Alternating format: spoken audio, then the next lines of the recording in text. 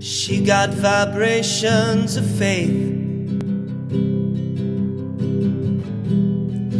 We're sharing a fixation and living for the day. She's giving like the wind,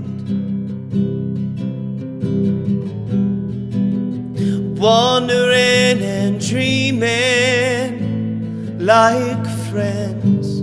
She's mine like a peaceful elation, like the only one in creation. There's a right time to imagine que llamamos emprendimiento y que acabe cuajando en iniciativas empresariales sólidas es un motivo de satisfacción. Y desde luego este es uno de los factores, mirar al futuro a través de innovación, de tecnología, por el cual esta iniciativa del programa de emprendimiento agroalimentario no solamente creemos que es idónea en Aragón, sino que además acaba siendo imprescindible para el conjunto del sector. En una fase desarrollaríamos productos más elaborados que podrían ser desde harina de insectos para fabricación de piensos. Es un proceso muy sencillo puesto que solo requiere la deshidratación y el secado de los insectos y su trituración.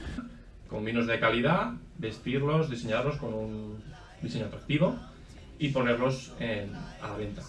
Una elaboración, una transformación en el momento de la recolección del producto que permita pues, que pueda estar en la estantería de los supermercados durante 12 meses al año. Pero también queremos que gente que sea de Zaragoza, de Madrid o de cualquier parte de la península pueda comprar el cordero a través de venta online. Para ello vamos a crear una página web con una tienda online.